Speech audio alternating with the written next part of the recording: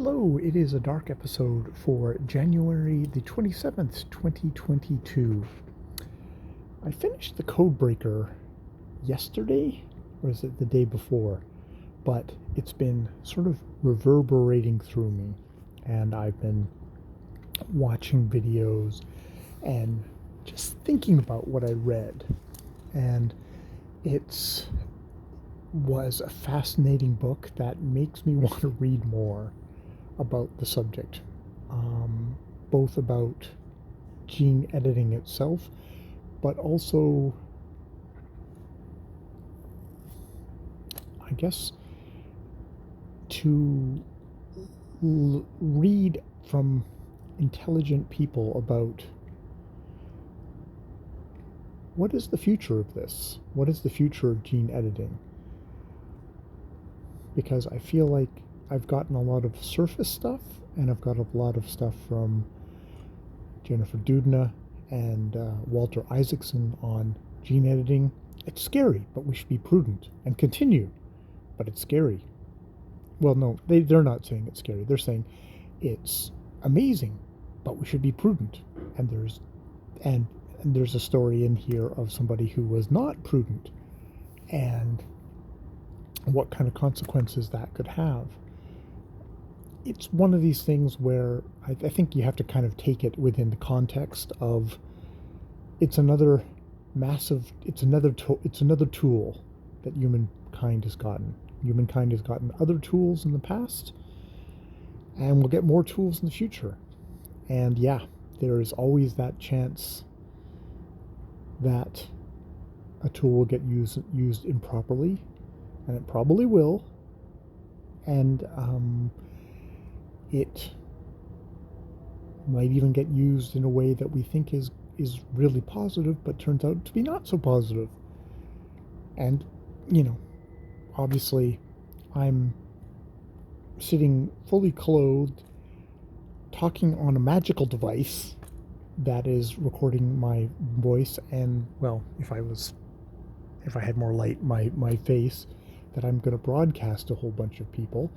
I've got amazing sanitation, amazing food delivery system. I am employed in a profession where people who can't take care of themselves are being supported. This is fucking amazing. There's like lots and lots of amazing things. There's also shitty things in the world. So it's never black and white.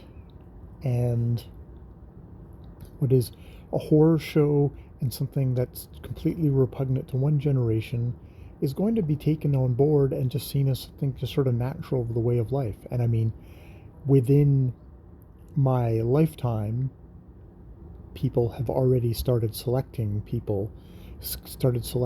babies that they say, if a embryo or whatever comes up with a certain disease or certain kind of genetic malady, that fetus will get aborted.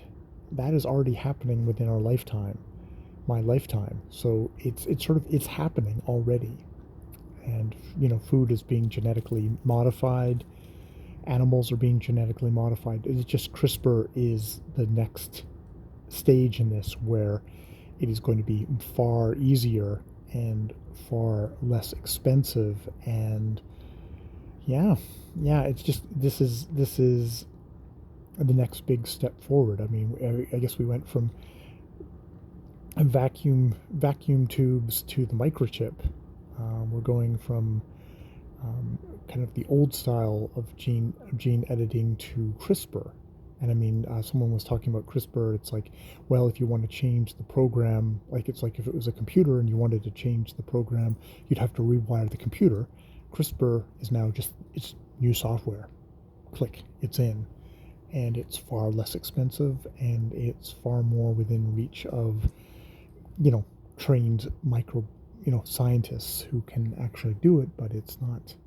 It's going to take a far less amount of time, And I mean, it's going to open up amazing, amazing things. They're talking like cancer. They're talking like they're talking about you know, potential healing for cures for cancer, for HIV,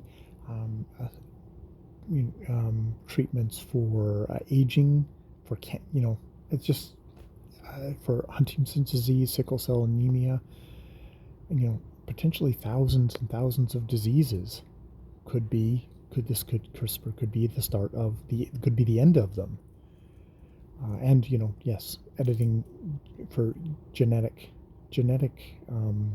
flaws, genetic maladies, things that, you know, doom people to short, painful lives could be a thing of the past. So that is all fucking amazing. And it also could be the end of humankind as we know it now, where we start augmenting human beings.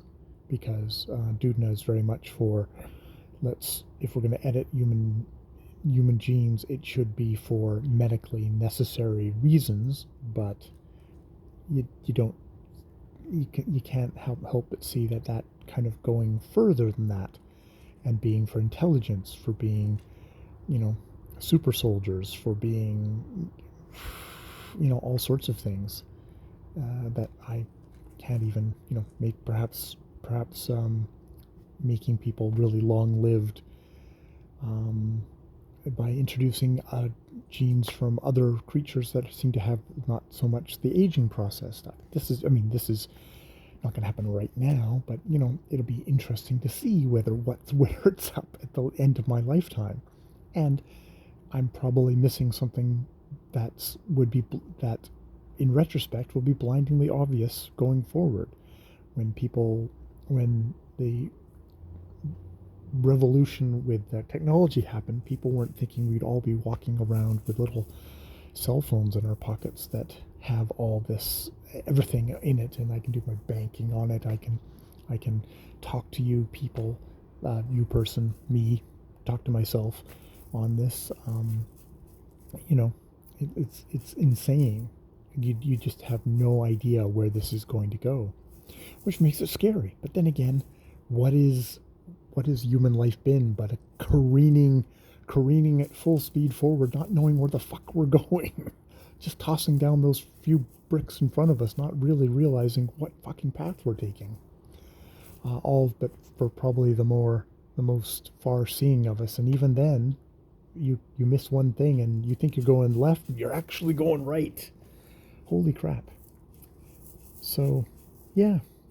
That's what's on my mind tonight. I guess I should do a review of it, of the damn book, since I'm sort of doing my own review here. Not really the book. This is just all my thoughts, worries, concern about CRISPR, which is great. The book has really engaged me that way. In a very, you know, Walter Isaacson is smart in how dumbed down his book is, in that I can pretend I understand things enough to engage in the conversation, which is good. It's a very democratic impulse on this American author's part to try and actually involve us dummies in the conversation. All right, I will leave it there. More videos later.